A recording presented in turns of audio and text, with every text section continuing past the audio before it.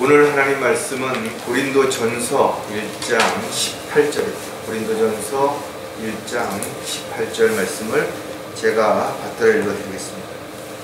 십자가를 전파하는 것이 멸망하는 자들에게는 어리석은 것이지만 구원을 받은 우리에게는 하나님의 능력이라. 잠깐 말씀을 위해서 기도드리겠습니다. 하늘 보좌를 버리시고 가장 천한 인간의 모습으로 이 땅에 내려오셔서 십자가에 죽기까지 자신의 생명을 죄인들을 위해서 내어주신 주님, 저희들은 그 크신 은혜와 사랑으로 인해서 구원을 받고 영원한 생명인 영생을 선물로 받았을 뿐만 아니라 또 주님과 함께 영원히 살 수 있는 특권을 누릴 수 있다는 것을 생각할 때 참으로 감사하고 또 감사할 수밖에 없습니다. 저희들이 이 세상을 살아가는 동안 그 크신 주님의 사랑을 한순간도 잊지 않고 늘 마음판에 새기고 주님을 사랑할 뿐만 아니라 그 사랑으로 지체들을 사랑하고 또 이웃을 사랑하고 더 나아가서 믿지 않는 사람들조차도 사랑하는 마음으로 그들에게 복음을 증거함으로 그들이 구원받을 수 있는 기회가 될 수 있도록 도구로 사용되어지기를 다시 한번 간절히 구하고 합니다. 또한 저희들이 하나님을 믿는 자로 하나님의 자녀로서 이 세상을 살아가는 동안에도 부끄럽지 않도록 늘 정신을 차리고 깨어있을 뿐만 아니라 주님을 기쁘시게 해드리기 위해서 마땅히 해야 할 일들이 무엇인지를 잊지 않고 실행에 옮길 수 있도록 도와주시옵소서. 저희들이 이 세상의 죄로부터 또 마귀의 유혹과 핍박으로부터 저희들이 승리하기 위해서 정말 늘 영적으로 성장할 뿐만 아니라 늘 영적인 군사로 훈련을 통해서 준비할 수 있는 그런 하루하루의 삶이 되도록 도와주시옵소서. 다시 오실 우리 주 예수 그리스도의 이름으로 기도드렸습니다. 십자가를 전파하는 것, 십자가 목걸이를 걸고 다니거나 십자가의 문양을 이야기하는 것이 아니라 정말 저와 여러분은 예수 그리스도와 함께 십자가에서 죽었고 다시 살아난 십자가를 통한 주님과의 특별한 만남을 가진 사람들이 분명하다라는 것. 많은 사람들이 이야기하시는 것처럼 단지 예수님이 이 땅에 오셔서 병든 자들을 고쳐주시고 억압에 놓여있는 사람들을 놓아주고 또 그들에게 필요한 물질을 공급해 주시는 그런 기복적인 그런 주님이 아니라 정말로 천대와 수치와 멸시를 다 받으시고 십자가에 못 박혀 죽으셨던 그 주님, 바로 예수 그리스도를 우리가 만난 사람들이라는 거죠. 따라서 단지 혼자 예수님을 짝사랑하는 것이 아니라 우리는 예수님을 만남으로 인해서 특별한 관계가 형성이 된 것입니다. 바로 하나님과의 막힌 담이, 죄의 막힌 담이 허물어져서 화해가 되어졌고, 그래서 우리는 하나님의 자녀라고 하는 칭호를 얻게 된 것입니다. 생명책에 이름이 기록이 된 것입니다. 영원한 지옥의 형벌로부터 혼이 구원받은 확신을 우리에게 성령님을 통해서 주신 것입니다. 분명 성경은 하나님께서 세상을 이처럼 사랑하셔서 독생자를 주셨고 누구든지 그를 믿을 때 멸망하지 않고 영생을 얻을 수 있다라고 기록해 놓았다. 그렇다면 사람들이 영생을 받으려면 어떻게 해야 되는 것인가? 멸망하지 않고 구원받으려면 어떻게 해야 되는 것인가? 복잡하게 설명할 필요도 없고 복잡하게 생각할 필요도 없다라는 거죠. 또 어떤 입장, 어떤 조건, 어떤 환경 그런 거를 따질 필요도 없는 것이죠. 로마서에 보면 내가 내 입으로 주 예수를 시인하고 또 하나님께서 그를 죽은 자들로부터 살리신 것을 내 마음에 믿으면 구원을 받으리라. 받을 것이다가 아니라 받으리라. 이는 사람이 마음으로 믿어 의에 이르고 입으로 고백하여 구원에 이르기 때문이다. 그러니까 믿는 순간에 완료형이 되는 거예요. 계속 진행형으로 남아있는 것이 아니라 완료형으로 끝나는 것입니다. 우리가 예수님을 믿는 그 순간에 우리는 성령님을 통해서 인침을 받아서 하나님의 자녀가 되고 시민권을 부여받게 되는 것이죠. 안타깝게도 수많은 사람들이 교회를 다니고 있는데도 왜 구원의 확신이 없는 것인가요? 왜 하늘에 소망을 두지 않고 세상에 잠깐보다 사라지는 안개와 같은 이 세상에 관심을 두고 거기에 목적을 두고 살아가는 것인가요? 그것은 그들이 주님을 사랑한다고 말하지만 여전히 혼자 짝사랑하는 그런 상태에 있기 때문에 그런 것이. 주님을 만나려면 십자가로 가야죠. 십자가로 가려면 가장 낮은 자세로 가야 되는 것이고, 자신을 분명히 죄인임을 인정하고 그 죄값으로 죽으신 예수 그리스도를 개인의 구주로 영접해야만 되는 것이다. 뿐만 아니라 구원받은 이후에 그리스도인들은 믿음으로 하지 않는 그 어떤 것도 하나님을 기쁘시게 해드릴 수 없다라는 사실을 잊지 말아야 되는 것이죠. 육신적으로는 절대로 주님을 기쁘시게 할 수 없다라는 사실도 우리가 기억한다면 얼마나 많은 사람들이 종교 행위를 하면서 지금도 헛된 시간들을 낭비하고 있는 것인가요? 저와 여러분은 주님이 다시 오신다라는 확신 가운데 주님이 오시기를 기다리고 있지만, 그러나 많은 사람들은 지금도 교회를 다니고 있음에도 불구하고 이 세상에서 잘 먹고 잘 사는 데 목표를 두기 때문에 주님이 오시기를 간절히 사모하는 기다리는 사람들은 많지 않다라는 것입니다. 오늘 우리는 십자가의 사랑에 대해서 다시 한번 점검하고 우리가 그 사랑을 어떤 마음으로 지금도 바라보고 있고 또 그 사랑을 실천하고 있는지를 생각해 볼 것입니다. 설교 제목은 십자가의 사랑을 잊지 않으려면. 많은 사람들이 십자가의 사랑을 알고 있고 또 받았고 믿고 있으면서도 그 사랑을 잊고 살아가는 사람들이 너무나 많다라는 거죠. 베드로의 본면을 우리가 한번 다시 생각해 보면 베드로는 이렇게 이야기합니다. 너희가 그를 보지 못하였으나 사랑하라. 저와 여러분은 예수님을 직접 보지 못했지만 우리는 십자가에서 주님을 만났고 영적으로 주님을 우리가 내 안에 모시고 있기 때문에 끊임없이 그분을 사랑하는 거죠. 지금도 그를 보지 못하나 믿고 있습니다. 우리는 주님을 믿고 있는 것이 주님을 보고 주님의 어떤 것들을 지금 직접 경험하기 때문에 아니에요. 기적과 이적을 보는 거 아니라 이거죠. 또 말할 수 없이 영광으로 가득 찬 기쁨으로 즐거워하고 있는 이유가 무엇인가? 바로 우리의魂들이 구원을 받았기 때문이라는 거죠. 저와 여러분에게서 이런 구원의 기쁨이 사라질 때 우리의 신앙생활은 점점 더 육신적이 되고 세상적이 되어버리는 것입니다. 진리를 모른 채 우리가 열정만 가지고 종교생활을 해왔던 지난 시간들이 있었다 이거죠. 그리고 우리가 바른 진리를 알고 우리가 주님과의 관계를 올바로 세우고 나서 주님을 위해서 헌신하고자 할 때 우리가 얼마나 많은 아픔과 고통과 어려움이 있었는지도 우리는 기억하고 있다 이거죠. 그래서 우리는 예수 그리스도의 증인인 것입니다. 이 마지막 때 주님의 귀한 사역을 맡은 새 언약의 모두 일꾼들이 된 것이다. 따라서 주님을 믿고 우리가 얼마나 고난을 받았으며 또 주님을 위해서 얼마나 애쓰고 수고했는지 세상 사람들 다 몰라준다. 아니 가까이 있는 가족들이 몰라준다 해도 하나님은 다 보셨고 다 알고 계시는 것이죠. 따라서 혹 저와 여러분이 에베소 교회처럼 처음 주님을 만났을 때의 그 뜨거웠던 사랑이 식어져 있다면 우리가 책망받을 수밖에 없는 잘못된 그런 생활이 지속되고 있는 것이죠. 따라 저와 여러분이 반드시 그 첫사랑을 회복해야 될 것이고 그 첫사랑을 회복하기 위해서는 우리는 처음 주님을 만났던 그 자리 바로 십자가로 다시 나아가야 될 것이고 주님을 만난 이후에 십자가의 사랑이 회복되면 우리는 그 사랑을 믿지 않는 사람들에게 끊임없이 전파하는 그 도구로 또 일꾼으로 쓰임을 받아야 되는 것이죠. 또 사도 바울의 고백처럼 우리는 십자가 외에 자랑할 것이 없음에도 불구하고 여전히 많은 사람들이 자신의 업적을, 자신의 능력을, 자신의 열정을, 자신이 갖고 있는 그 어떤 것들을 자랑하고 있는 사람들이 너무나 많다라는 거죠.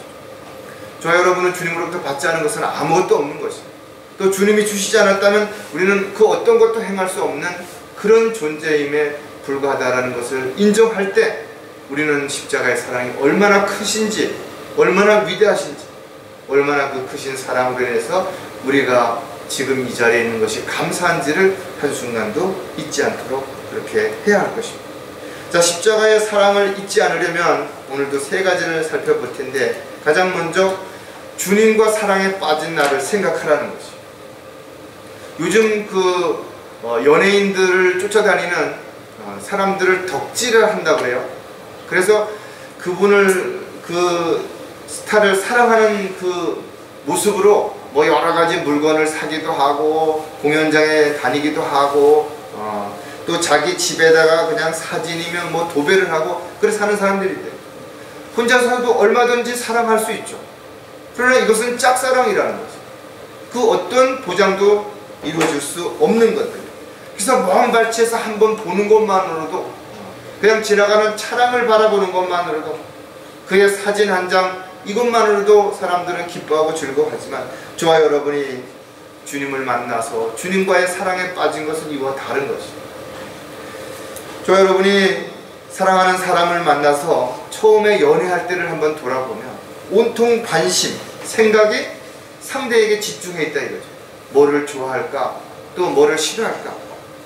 어디에 가면 좋아할까? 어떤 음식을 맛있어 할까? 늘 이런 데 관심을 갖는다는 거죠. 하지만 이와 같은 사랑이라 할지라도 시간이 지나면서 어느 순간인가 세월에 무뎌지고 소홀해지고 고마운 마음, 감사한 마음을 잊고 살 때가 있게 마련인 것이. 이런 상태가 지속되다 보면 무관심해질 수 있는 것이. 또 서로의 마음을 먼저 헤아리기보다는 내 마음에 들지 않는다고 불평하고, 너는 왜 그렇게 하느냐? 왜 그렇게 하지 않느냐? 뭔가를 끊임없이 요구하는 그런 상황으로 변질될 수 있기 때문에 그렇다는 거죠. 처음 첫사랑을 생각한다면 얼마든지 양보하고 기다려주고 또 감사했던 그런 부분들을 충분히 여러분들 기억하실 거라요. 우리가 예배소 교회를 이야기하기 전에 우리 역시도 우리가 그와 같이 주님을 처음 만났을 때 뜨거웠던, 또 아낌없이 주고자 했던, 주님을 위해서 모든 것을 다 버릴 수 있었던 그런 사랑하는 마음, 그것을 우리는 얼마만큼 지금도 유지하고 있는 것인가요? 우리가 처음 사랑하는 사람들을, 아내나 남편을 만났을 때, 또 아이들이 태어났을 때 그 감사했던 마음으로 다시 돌아가야 된다 이거죠. 주님을 만났을 때 그 상태로 돌아가서 주님과의 사랑에 빠졌던 그날을 생각한다면 우리는 얼마든지 다시 힘을 낼 수 있고 위로와 용기를 얻을 수 있기 때문에 그런 것이. 주님과 사랑에 빠진 날을 생각하면 우리가 몇 가지 또 생각할 수 있는 부분들이 있는데, 십자가를 잊을 수 없기 때문에. 세상은 온통 사랑이라는 말을 앞세워서 모든 것을 다 합리화시키고 다 덮으려고 한다 이거죠. 그러나 이러한 사람들은 언젠가는 배신을 하게 되고, 이 사랑이 미움으로, 증오로, 다툼으로 끝나기 마련이다 이거죠. 지속적인 사랑을 하려면 그 사랑이 영원히 변하지 않아야 되는 것이. 아낌없이 끝 없이 줄 수 있어야 됩니다. 이런 사랑은 오직 주님만이 우리에게 주신 사랑이라는 것입니다. 주님은 우리를 사랑하셔서 우리가 죄인이었을 때 자신의 생명을 아낌없이 내어주신 것입니다. 하나님의 사랑을 받은 사람들은 그래서 그 사랑 안에서 남편을 사랑하고 아내를 사랑하고 부모를 사랑하고 자식을 사랑할 수 있는 것입니다. 더 나아가서 믿지 않는 사람들은 사랑함으로 때로는 욕을 먹고 비난을 받고 손가락질을 당하면서도 그들을 포기하지 않고 그들을 주님께로 이겨오려고 애쓰고 사는 것이 바로 주님의 종으로서의 삶이라는 것입니다. 요한일서 4장 11절에 보면, 사랑하는 자들아, 하나님께서 이처럼 우리를 사랑하셨으니 우리도 서로 사랑하는 것이 마땅하다. 하나님께서 우리를 어떻게 사랑하셨는지를 모르는 사람들이 어떻게 사랑을 이야기할 수 있냐라는 거죠. 그러니까 사랑을 흉내내는 육신적인 그런 모습 가운데서 뭔가를 조금 나눠주고는 대단한 사랑인 것처럼 육신적으로는 한 번쯤 안아주고 얼마나 사랑하는지 그것을 눈으로 보여주기 위해 애쓰는 그런 종교행위가 일어나는 것입니다. 사랑한다면 자신의 유익이나 입장을 먼저 생각하지 않죠. 마가복음에도 보면 마음을 다하고 지성을 다하고 혼을 다하고 힘을 다하여 그분을 사랑하고 또 자기 이웃을 자신과 같이 사랑하라는 것은 모든 온전한 번제와 희생제보다 더 크다라고 우리에게 가르쳐주고 있는 거죠. 우리가 주님을 사랑하는 그 마음, 그 사랑으로 이웃도 사랑해야 되는 것입니다. 또 자신을 사랑하는 만큼 그 사랑하는 자세로 이웃을 사랑하라는, 즉 자기를 사랑할 줄 모르는 사람은 이웃도 사랑할 수가 없는 거예요. 왜? 사랑하는 방법을 모르는데 어떻게 사랑할 수 있냐라는 거죠. 하지만 자기를 사랑한다라는 말이 자기 이기적인, 나만 잘 먹고 잘 살자, 나만 편하자, 이런 사랑이 아니라는 것이에요. 하나님께서 나를 사랑하셔서 나에게 생명을 주셨고 나의 육신의 몸을 허락하셨다면 그 사랑받은 그 몸으로 주님을 사랑하고 이웃을 사랑할 수 있는 그런 마음으로 살아가는 그 사랑을 의미하는 것이다 이거죠. 베드로전서 1장에도 보면 너희가 성령을 통하여 진리에 순종함으로써 너희魂들을 정결케 하여 가식 없는 형제 사랑에 이르렀으니 순결한 마음으로 서로 뜨겁게 사랑하는, 그 사랑에 뭐가 없어야 돼요? 가식이 없어야 돼요. 형식적으로 보이기 위해서, 상대에게 인정받기 위해서 꾸며낸 그런 위선적인 사랑이 돼서는 안 된다는 거죠. 따라서 주님을 사랑하는 그 마음이 내 안에 충만할 때 그 사랑을 통해서 지체들에게, 가족들에게, 이웃들에게 아낌없이 우리가 그 사랑을 전하는 것, 이것이 바로 십자가의 사랑이에요. 이런 사랑의 세상 사람들에게는 어리석게 보여질 수도 있지만 이것이 곧 하나님의 능력이라는 사실을 아는 그리스도인들만 이것을 할 수 있게 됩니다. 주님과 사랑에 빠진 나를 생각하면 주님이 주신 계명을 지키기 때문이다. 사람들은 누구나 마음 먹기로는 처음 그 마음을 끝까지 가져가기를 원하죠. 그래서 초지일관하기를 원한다라고 계획하고 생각을 한다 이거죠. 그러나 그렇게 살기는 어려운 거죠. 왜? 상황이 달라지고 입장이 달라지고 형편이 달라지고 또 자신의 능력이나 여건들이 달라질 수밖에 없기 때문에 그렇습니다. 그래서 시작은 거창하지만 사람들은 갈수록 점점 소홀해지는 거죠. 그러나 구원받은 그리스도인들은 처음은 비록 시작은 작게 시작했지만 주 안에서 주님의 능력으로 무언가를 행할 때 점점 놀라운 역사가 일어나기 때문에 그 끝을 놀랍게 되는 것이죠. 나는 알파와 오메가요 시작과 끝이라 곧 지금도 계시고 전에도 계셨고 앞으로도 오실 전능하신 분이 말하노라. 우리는 그 분, 오직 어떤 상황에서도 흔들리지 않는 분, 그리고 모든 것을 아낌없이 우리에게 베풀어 주신 그 주님, 그분이 우리에게 주신 계명, 즉 옛날에 구약에서의 어떤 계명들이 아니라 새로운 계명을 우리에게 주셨대요. 그것이 바로 하나님을 사랑하는 것과 이웃을 사랑하는 것이죠.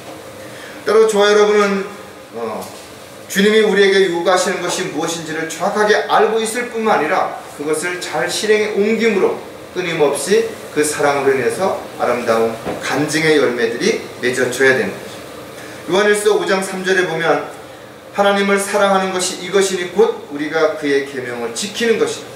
그의 계명들은 무거운 것이 아니죠. 주님이 우리에게 보여주셨고 우리에게 그 사랑을 행할 수 있는 능력을 주셨고 또 우리에게 감사하는 마음을 주셨기 때문에 정말 우리가 주님을 사랑한다면 또 주님의 사랑을 받은 것을 한순간도 잊지 않고 있다면 그것이 어렵지 않다라는 것이죠. 성경을 통해서 우리가 알 수 있는 것은 주님의 계명을 지키는 것은 곧 선한 것을 따르는 것이죠. 사도 요한은 사랑하는 자여 악한 것을 따르지 말고 선한 것을 따르라. 선을 행하는 자는 하나님께 속하였으나 악을 행하는 자는 하나님을 보지 못하였느니라고 기록하고 있는 것을 우리가 볼 수가 있죠. 즉 악한 것을 따르지도 말고 생각하지도 말고 또 그런 자들과는 어떠한 일에도 함께 동조하지도 말고 함께 걷지도 말고 함께 앉지도 말고 이런 것들이 바로 우리가 선한 삶을 살아갈 수 있는 유일한 방법이라는 거죠. 따라서 주님을 사랑하는 그리스도인들은 언제나 선한 주님을 따라서 주님이 원하시고 기뻐하시는 일들을 위해서 자신을 온전히 주님께 내어드릴 때 우리가 주님의 계명, 즉 그 사랑을 실천하는 십자가의 사랑을 잊지 않고 살아가는 신실한 형제 자매가 될 수 있다는 거죠. 주님과 사랑에 빠진 나를 생각하면 해야 할 일에 감사하기 때문입니다. 주님이 우리에게 요구하시는 것, 또 주님께서 우리에게 원하시는 것이 무엇인지를 정확히 아는 사람들은 주님을 기쁘시게 해드리기 위해서 그 일을 하는 데 있어서 망설이지 않을 것이다. 갈등하지 않을 것이라는 거죠. 따라서 그리스도인들은 모든 일에 감사하라는 것이. 왜? 그것이 곧 하나님의 뜻이기 때문에 그렇다는 거죠. 하지만 처음에는 지극히 작은 것에도 감사하다가 어느 순간인가부터 감사함이 점점 사그라들어갑니다. 그리고서는 오히려 자신에게 일어나는 부분에 대해서 불평하기 시작하는 것. 이것이 바로 우리가 하나님의 사랑이 시워졌다는 또 다른 증거 중에 하나랍니다. 유다서에 보면 자기들의 처음 위치를 지키지 아니하고 자신들의 처소를 떠난 천사들을 주께서 영원한 사슬로 묶어 큰 날의 심판 때까지 흑암 속에 가두어 두셨느니, 오늘날도 마찬가지로 구원받은 그리스도인들이 자신이 있어야 할 자리 해야 할 일들을 팽개쳐버리고 엉뚱한 데 가서 엉뚱한 곳에 마음을 뺏긴 채 살아가고 있다면 반드시 주님께서는 그런 자들에게 징계를 내리실 것이죠. 사랑하시기 때문에 돌이키도록 징계를 반드시 내리실 것입니다. 따라서 지역교회와 또 주님을 위해서 뭔가 할 수 있다면 감사해야 되는 거죠. 아무리 그것이 힘들고 어려워도 감사하는 마음을 절대로 잊어서는 안 되는 것입니다. 골로새서 3장 15절에도 보면 하나님의 화평이 너희 마음을 다스리게 하라. 이를 위하여 너희가 한 몸으로 부르심을 받았나니 또한 너희는 감사하는 자가 되라. 저와 여러분은 이 마지막 때에 부르심을 받은 사람, 그렇기 때문에 마귀의 공격을 받을 수밖에 없고 세상의 어려움에 놓일 수밖에 없어요. 그래서 우리의 마음은 늘 불안하고 두렵고 힘들 수 있어요. 그래서 우리가 어떻게 해야 되는 것인가? 하나님의 화평이 우리의 마음을 다스리게 하는 거예요. 즉 성령을 통해서 우리의 마음이 평안함, 여유를 얻지 못하면 우리는 불안함과 두려움 속에서 갈등할 수밖에 없게 되는 거죠. 그리고 자신이 해야 할 일을 팽개쳐버리고 눈에 보이는 것, 육신적인 것들에 마음을 빼앗길 수밖에 없게 됩니다. 분명 주님께서 우리를 부르셨다면 우리에게 무언가 일을 맡기시는 것이 분명하죠. 그래서 사도 바울은 나는 내게 능력 주신 그리스도 예수 우리 주께 감사하노니 이는 그분께서 나를 신실하게 여기셔서 나에게 직분을 맡기셨습니다. 저와 여러분이 주님을 위해서 일할 수 있도록 주님께서 능력을 주시고 기회를 주신다는 것은 나를 그만큼 신실하게 여기셨다는 것. 그러니까 감사해야 되는 거죠. 하나님께서 저와 여러분을 강릉성경교회에 붙여주시고 또 지체로서 주님을 섬길 수 있는 특권을 주신 것은 반드시 이 강릉에서 또 지역교회 안에서 해야 할 일이 있기 때문에 그런 것이죠. 그렇다면 누가 뭔가를 이야기하기 전에 스스로가 나는 주님을 위해서, 교회를 위해서 뭘 해야 되는지, 주님께서 나에게 맡겨주신 직분은 무엇인지를 스스로 찾아야 하는 것이고, 또 그 일들을 찾았다면 그 일을 잘 감당해 갈 수 있도록 지혜와 능력을 달라고 주님께 간구를 드려야 됩니다. 이와 같이 끊임없이 자신이 해야 할 일들을 찾고 또 감사하고 그 일을 위해서 무릎을 꿇을 때 우리는 주님의 십자가의 사랑을 잊지 않고 늘 그 사랑 안에서 충만한, 성령으로 충만한 삶을 살아갈 수 있게 될 것입니다. 자, 십자가의 사랑을 잊지 않으려면 두 번째 우리가 살펴볼 내용이 무엇인가 하면 지금 마땅히 해야 할 일들을 하라는 것입니다. 이것은 주님의 명령이에요. 비록 우리가 주님 앞에 섰을 때 주님은 우리가 무엇을 어떻게 해내는 것인가에 따라서 합당하게 상과 유업을 주실 것입니다. 그러나 우리가 물론 상과 유업을 받기 위해서 일을 하는 건 아니에요. 이미 주님이 우리에게 주신 그 크신 은혜와 사랑에 너무 감사해서 헌신적으로 일을 하지만 그럼에도 불구하고 주님은 또 우리가 일한 그 대가를 반드시 보상해 주신다는 약속을 하셨다는 거예요. 사람은 누구나 어느 정도 뭔가를 이루고 나면 나태해지죠. 의욕이 상실됩니다. 또 반대로 자신이 너무 뭔가 대단한 것처럼 교만해져서 그 자리를 지키지 못하는 거죠. 그래서 어떤 사람들이 보면 열심히 노력해가지고 어떤 위치에 올라섰는데 불과 1, 2년 만에, 아니 그보다 훨씬 더 빠른 시간 내에 바닥으로 곤두박질 치는 사람들이 너무나 많은 거죠. 안타깝지만 이와 같은 일들은 영적인 그리스도인들의 삶에도 여실히 나타나는 것입니다. 여리고 성을 공격했던 이스라엘 백성들이 아이성에서 패배한 것처럼 영적으로 큰 문제를 잘 견디고 이겨낸 그런 그리스도인들이 아주 작은 사소한 일들에 얽매여서 실족하거나 넘어지거나 믿음에 대해서 이탈하는 경우가 얼마든지 있다라는 거예요. 우리가 잘 달릴 때는 좀 더 위험한 것 같지만 오히려 안전한 거예요. 그런데 서려고 할 때, 또 다시 뭔가를 시작하려고 할 때는 그 중심을 잘 잡지 못해서 마치 자전거를 타는 것처럼 넘어질 수 있는 확률이 높아진다는 거예요. 우리도 마찬가지로 영적으로 쭉 생활할 때는 큰 문제가 없어요. 왜냐하면 웬만한 문제가 생겨도 영적으로 충만했을 때는 쉽게 이겨낼 수 있고, 그런데 육신적으로도 힘들어지고 영적으로도 힘들어지면 그때부터는 아주 작은 일도 버거워지는 거예요. 짐이 되는 거예요. 그래서 많은 사람들이 낙담하게 되고 갈등하게 되고 포기하게 됩니다. 저와 여러분이 어떤 상황에 처해 있든지 주님은 지금도 다 보고 계실 뿐만 아니라 또 다 알고 계시고 앞으로 우리에게 어떤 상황이 어떻게 전개될지도 이미 다 알고 계신 것이에요. 그렇다면 우리가 미리 걱정할 일은 아무것도 없다라는 거예요. 왜? 주님께서 다 알고 계신다면 그것에 합당한 대책도 세워놓고 계시는 것이에요.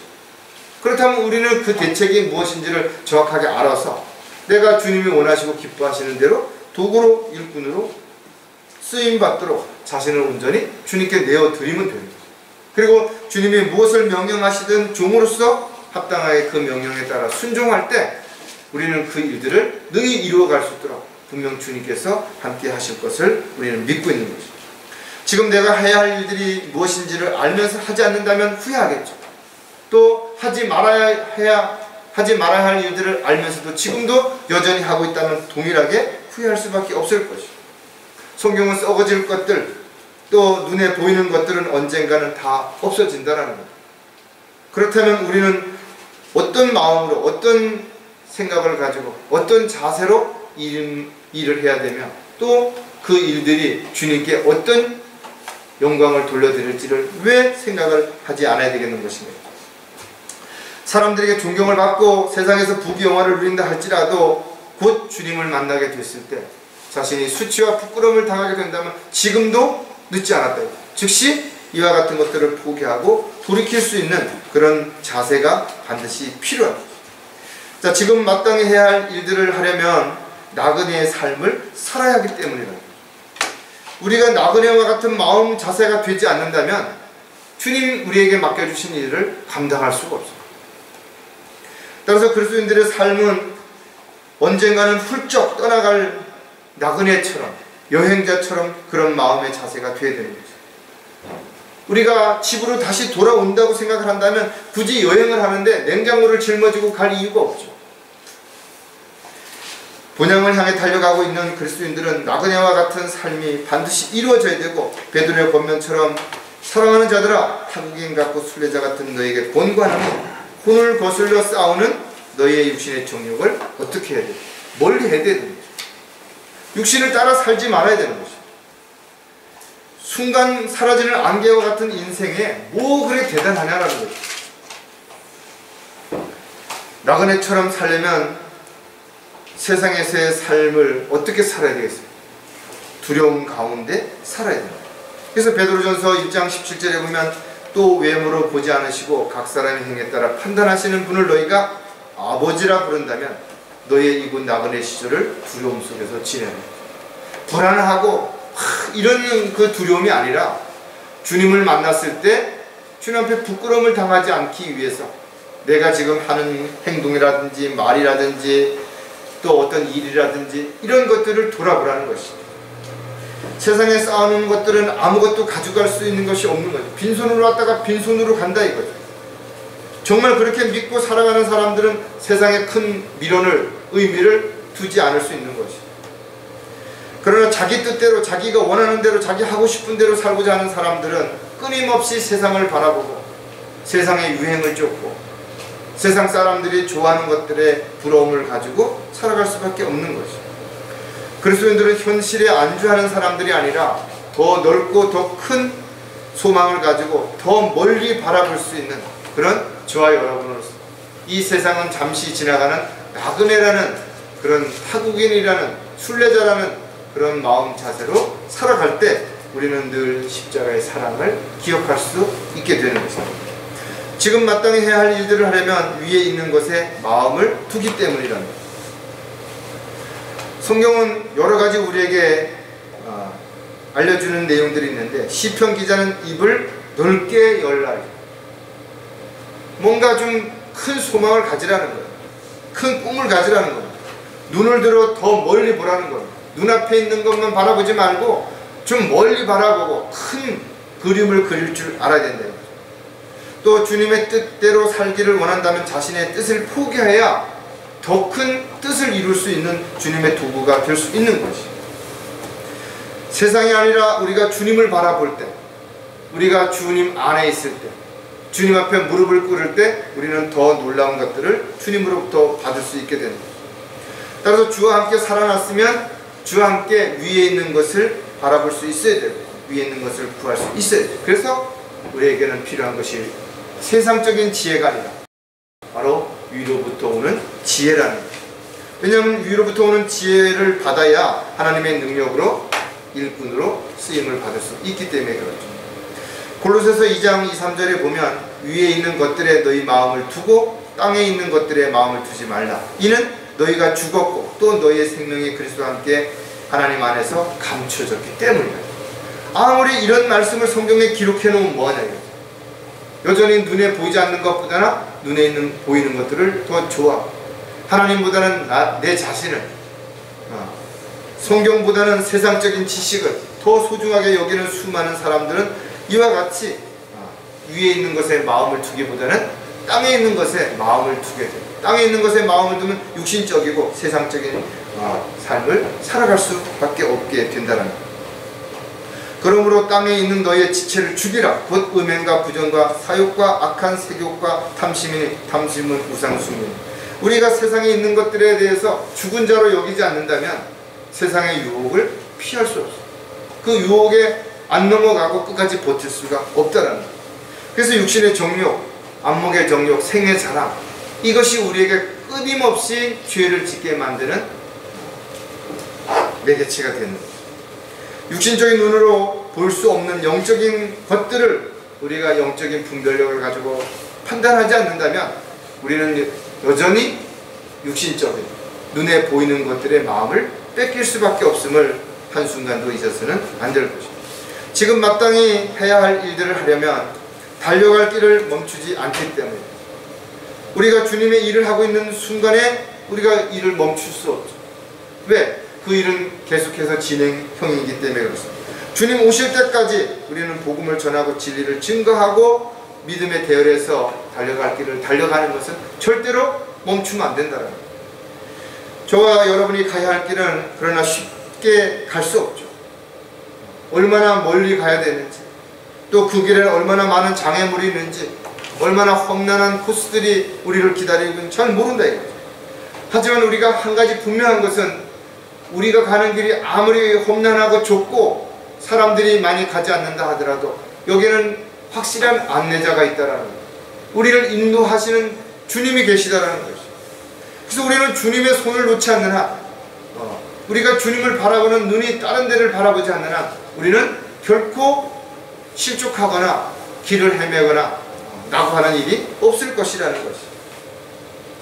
따라서 우리의 경주는 이제 머지않아 끝나게 되겠지만 그 끝나는 순간까지 사도 바울의 고백처럼 달려갈 길을 완전히 멈추는 순간까지 우리는 우리의 길이 끊임없이 이어지고 있음을 한순간도 잊지 말고 잘 달려야 될 것이죠. 우리가 가는 그 길에는 때로는 피곤할 수도 있어요. 좀 잠시 쉬고 싶은 마음이 들 수도 있고 그 옆에 보이는 어떤 화려한 것들의 마음을 뺏겨서 잠시 이탈하고 싶은 충동을 느낄 수도 있을 것이라 이거죠. 그러나 여기에 넘어가서 멈추는 순간 우리는 돌이킬 수 없는 참으로 안타까운 결과를 가져올 수도 있다는 것을 우리는 잊어서는 안 될 것이죠. 사도행전 20장 24절에 보면 그러나 나의 달려갈 길을 기쁨으로 끝마치고 내가 주 예수로부터 받은 사역 곧 하나님의 은혜의 복음을 온전히 증거하기 위해서라면 이런 일을 전혀 개의치 아니할 뿐만 아니라 나의 생명을 조금도 아끼지 않아. 사도 바울의 고백이 곧 우리의 고백이 되어야 되는 것이고 우리 역시 이와 같이 사도 바울처럼 잘 달려가고 마지막 주님 앞에 서게 되는 날 잘했다고 칭찬을 듣게 될 것입니다. 또 사도 바울은 디모데에게 편지하면서도 내가 선한 싸움을 싸고 달려갈 길을 마치고 믿음을 지켰으니 이후로는 나를 위하여 의의 멸류관이 마련되어 있어 의로운 재판관이신 주님께서 그날에 그것을 내게 주실 것이며 또 나뿐만 아니라 그의 나타나심을 사모하는 모든 사람에게도 주실 것이라고 위로하고 권면하고 있는 것입니다. 저와 여러분도 주님이 다시 오시는 것을 사모하며 기다린다면 달려갈 길을 그러면서 끝까지 잘 마친다면 우리는 분명 상과 유업을 받게 될 것입니다. 자, 마지막으로 십자가의 사랑을 잊지 않으려면 주님 다시 만날 그때를 기대하라는 거죠. 많은 사람들이 기대하지 않은 것이요. 왜? 받을 게 없으니까. 또 오히려 자신이 주님 앞에 서게 됐을 때 수치와 부끄러움을 당할 것이라는 두려움과 불안함이 있기 때문에 기대하지 않는다. 그러나 우리가 연말에 되면 많은 사람들이, 그 연예인들이나 이런 사람들이 자신이 1년 동안 활동했던 그 결과를 가지고 상을 받기를 기대하고, 또 어떤 사람들은 그 상을 받았을 때 내가 어떤 소감을 할까 이런 걸 준비하기도 하고, 그러면서 마음이 들뜨고 말이야, 기대하고. 그런데 저 여러분들 마찬가지로 주님을 위해서 우리가 열심히 헌신하면서 수고하고 애쓰고 살았다면 기대하죠. 얼마나 크신, 얼마나 놀라운 상을 주실까, 비교할 수 없는 것을 주신다 그랬는데 정말 얼마나 놀라우면 비교할 수 없을 만큼 클까? 한 번쯤 진지하게 생각을 한다면 왜 기대를 안 하겠어요? 저 여러분은 주님을 공중에서 만나게 될 것입니다.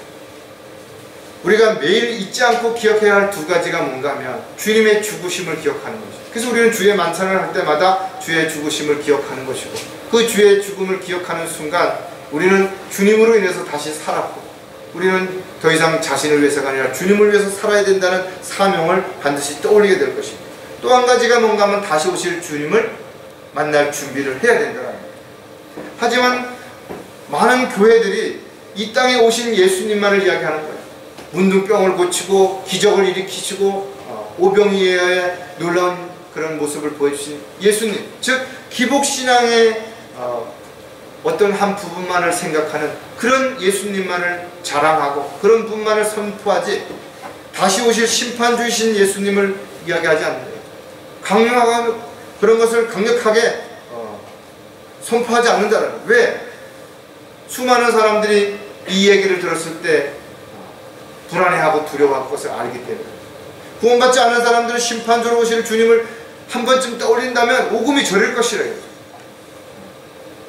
어린 양의 진노가 얼마나 두려웠으면 산이 무너져 자기 얼굴을 짓이기라고 요한계시록 6장에 나와있다. 그런 주님 앞에 서게 됐을 때 모두가 주를 신하게 될 것이고 무릎을 꿇게 될 것이라는 그런 주님의 다시 오시는 분을 만나게 되는데, 내가 그분의 뜻대로 그분의 원하는 대로 살지 않는다 얼마나 두렵겠는 것이냐. 그러니까 말하지 않는 것이.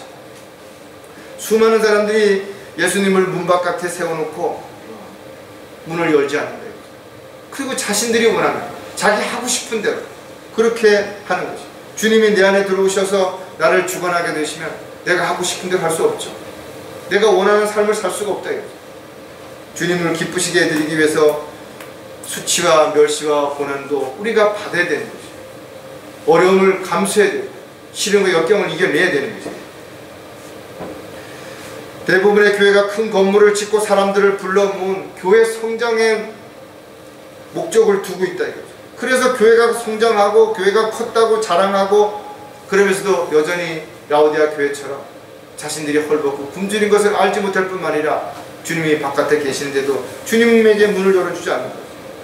세상과 적당히 타협하고 세상 유행에 따라서 흘러가는 그런 배교하는 교회들, 육신적인 사람들, 죄인들에게 강력하게 지옥과 심판에 대한 메시지를 전하지 않는 이유가 여기 있는 거죠. 왜? 그들에게 지옥을 선포하고 자신을 부인하고 십자가를 져야 되는 그런 부분들을 이야기할 때 육신적인 주님을 만나지 못한 수많은 사람들은 또 다른 뭔가를 찾아서 떠날 것이길 알기 때문에 그렇다는 거죠. 하지만 주님은 반드시 다시 오시는 것이죠. 저와 여러분은 다시 오실 주님을 만날 준비를 반드시 해야 될 것이에요. 자, 주님 다시 만날 그때를 기대한다면 내어놓을 것이 있어야 하기 때문입니다. 주님께서 나를 만나고 여러분들을 만났었을 때 어쩌면 반드시 이렇게 물어보실 거예요. 나는 너를 위해서 십자가에 죽었는데 넌 나를 위해서 무엇을 했냐 이거예요. 무엇을 내어놓을 수 있는지를 한번 생각해 봐야 됩니다. 주님을 만날 준비를 하지 않는 사람들은 무엇을 내어놓을 것인가에 대한 생각보다는 무엇을 더 받을 수 있을까, 무엇을 더 누릴 수 있을까, 이것만 생각하는 것이. 그래서 예수를 잘 믿으면 부자가 되고 성공하고 자녀들이 좋은 학교를 가고 집을 사고 여기에 초점을 맞추는 것이. 아무리 그들에게 십자가를 이야기하고 하나님의 사랑을 이야기해도 그들은 거기에는 대꾸하지 않는 거죠. 저와 여러분은 내일 일을 알 수가 없다 이거죠. 절대로. 그렇기 때문에 우리는 우리에게 얼마만큼 시간이 남았는지 알 수도 없는 것이죠. 따라서 자신에게 주어진 시간들을 소중하게 여겨야 될 뿐만 아니라 주님 앞에 섰을 때 뭔가 내어놓을 것이 있도록 지금 우리는 반드시 준비해야 되는 거죠. 고린도후서 5장 10절에 이는 우리 모두가 반드시 그리스도의 심판석 앞에 나아가서 선이든지 악이든지 각자 자기가 행한 것에 따라 자기 몸으로 행한 것들을 받을 것이기 때문에 그래도 그리스도의 심판석 앞에 나아가서 비록 수치와 부끄러움을 당하더라도 여기에 나아가는 그리스도인들은 그래도 복받은 거죠.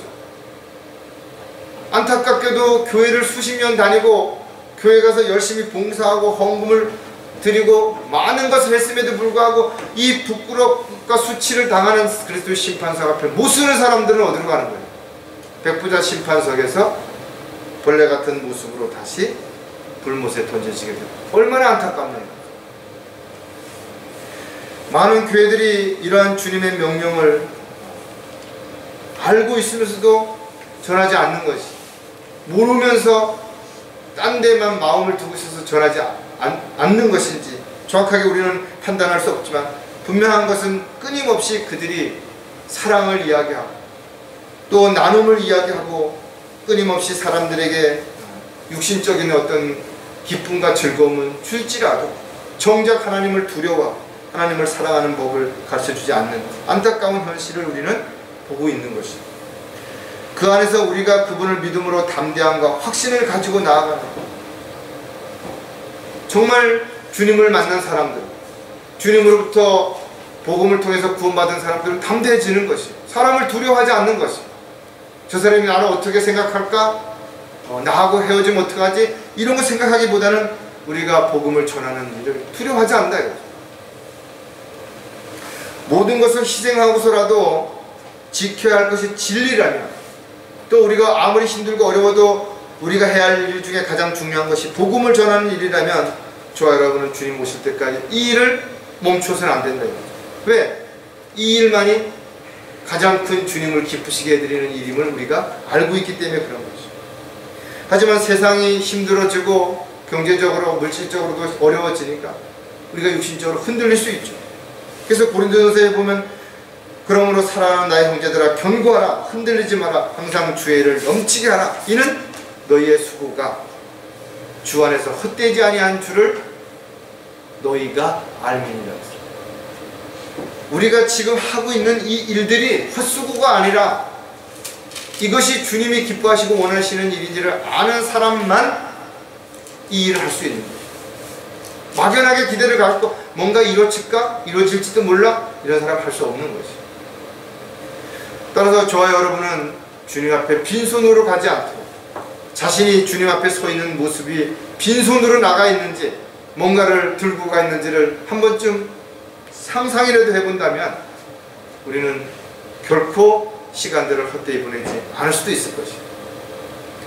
주님을 다시 만날 그때를 기대한다면 부끄럽지 않아야 하기 때문이라겠죠. 정말 주님이 우리에게 베풀어 주신 그 크신 사랑과 은혜를 생각하면 부끄럽지 않도록 살아야죠, 이 세상에서. 그리고 주님 만났을 땐 더더욱 그래야 되겠죠. 어떻게 보면 그리스도인으로서 가장 기본적인 것조차 우리가 알았음에도 불구하고 하지 않았다면 부끄러움을 피할 수 없을 것이에요. 주님께서 우리에게 뭔가 많은 것을 감당할 수 없는 것을 요구하신 적이 없다 이거죠. 우리에게 뭔가를 시키셨다면 반드시 그 일을 감당할 수 있는 능력도 주실 것이고 환경의 여건도 조성해 주실 것이에요. 그렇다면 우리에게 주어진 마땅한 일이 무엇이냐, 그걸 내가 알면서도 하지 않았는가? 아니면 몰라서 못했는가? 한 번쯤 생각해 봐야죠. 왜? 우리가 했던 모든 일들이 그 행위에 따라서 주님 앞에서 심판을 받게 될 때 모두가 다 불 가운데서 그렇게 될 텐데 다 타서 없어질 수도 있고 금이나 은이나 보석처럼 남을 수도 있다라는 거예요. 자신이 한 일이 평가받게 되는 그 순간 우리는 주님 앞에서 부끄러움을 당할 수도 있고 칭찬을 받을 수도 있기 때문에 그런 거죠. 빌립보서 1장 20절에 나의 간절한 기도와 소망에 따라 내가 어떤 일에도 부끄러움을 당하지 아니하고 항상 그러하듯이 지금도 온전히 담대하여 살든지 죽든지 그리스도가 내 몸 안에서 늘 높임을 받으시게 하려는 것입니다. 이 구절 한 구절만 여러분들이 마음판에 새기고 살아간다면 세상에서 여러분들이 어떤 자세로 어떤 마음가짐으로 살지에 대한 부분이 분명하게 드러날 수 있죠. 저와 여러분이 바울과 같이 단지 이런 것을 지식으로 아는 것에서 끝나는 게 아니라 믿음으로 고백하고 그런 마음 자세로 살아갈 수 있도록 늘 주님 앞에 필요를 구해야 되고 부족한 자신의 부분들을 주님께 아뢰야 될 것이죠. 주님 오셨을 때 우리는 있어야 할 자리에서 주님을 만나야 되겠죠. 주님이 원하시고 기뻐하시는 일을 하다가 주님을 만나야 되겠죠. 자신의 이름이 불려질 때 엉뚱한 곳에서 엉뚱한 짓을 하다가 주님을 만나게 된다면 더더욱 부끄러움을 당할 수밖에 없기 때문에 그런 것이죠. 주님이 언제 오실지 우리 아무도 알 수 없어요. 그러나 오늘 오신다 하더라도 우리가 주님을 부끄럽지 않은 가운데서 만날 수 있는 그런 자세로 살다가 주님 만날 수 있도록 저와 여러분이 함께 주님만을 바라보는 또 주님만을 간절히 사모하는 그런 삶이 됐으면 좋겠다는 생각을 다시 한번 해봅니다. 주님을 다시 만날 그때를 기대한다면 후회할 일이 없어야 하기 때문이라는 거죠. 사람이라면 누구나 자신이 한 일에 대해서 후회하죠. 아무리 잘 살았다 하더라도 완벽하게 산 사람이 있겠어요? 그렇다면 무엇을 후회하게 될 것인가 한 번쯤 미리 생각해 보라야죠. 현실의 유익을 위해 많은 사람들이 후회할 일들을 계속하고 있으면서도 나에게는 그날이 아직은 멀리 있다고 생각을 하기 때문에 그렇게 살아갈 것이다. 썩어질 것들을 얻기 위해서 영원히 썩지 않은 일들을 버리는 사람들이 있다. 잠시 눈에 보이는 만족을 위해서 심지어는 주님을 떠나기도 하고 주님이 주신 은혜와 사랑을 저버리기도 하는 거죠. 육신의 만족을 위해 주님께 드려야 할 시간들, 물질들, 자신의 건강 이런 것들을 쓸데없는 데 쓰면서 살아가는 사람들도 있다. 후회한다 이거죠. 죽음의 문턱에 한번 서 본 사람들은 자신이 뭘 잘못했는지 뭘 후회하는지 한 번은 진지하게 느꼈을 거죠. 마태복음 27장 3절에 보면 그때 주를 배반한 유다가 주께서 정죄받으신 것을 보고 스스로 후회하여 은 30개를 선임 제사장들과 장로들에게 되돌려주며 결국은 자기 스스로 목숨을 끊었지만 후회한다 이거죠. 돌이킬 수 없는 것이 시간은 다시 돌아오지 않기 때문에 그런 거죠. 자신이 한 작은 일이 비교할 수 없는 상과 유업으로 돌려받는 모습을 우리가 그리스도의 심판상 앞에서 보게 될 때 내가 왜 그때 그런 일을 하지 않았을까? 왜 그때는 그런 거를 몰랐을까? 얼마나 후회하겠어? 자기보다 이 세상을 사는 동안은 많이 부족해 보이고 어려워 보이고 힘들어 보이고 안쓰러워 보였던 그런 형제자매들이 자기보다 훨씬 더 많은 상과 유업을 받을 때 우리는 물론 뜨겁게 박수 쳐주며 응원해야 되겠지만 한편으로는 얼마나 자신이 후회스럽겠냐 이거죠. 저 여러분이 주님 앞에 서 있는 모습을 한 번쯤 생각해 보자. 그리고 주님 앞에 무엇을 내어놓을 수 있는지, 주님 앞에 정말 수치와 부끄러움을 당하지 않는 삶을 살았는지, 오늘 주님이 다시 오신다면 더 이상 우리는 기회가 없는 그런 저와 여러분이 될 수도 있는 거죠. 그렇다면 주님을 만날 준비를 하는 저와 여러분에게 오늘 시간이 주어졌다면, 또 내일도 시간이 주어진다면, 그리고 모레도 시간이 주어진다면, 그리고 그 끝이 언제인지 알 수 없다면 우리 각자가 자신이 할 수 있는, 자신이 주님을 기쁘시게 해드릴 수 있는 자신의 방법으로 저와 여러분이 늘 주님께 영광을 돌려드릴 수 있는 삶을 사시기를 주의 이름으로 부탁을 드리겠습니다. 기도하겠습니다.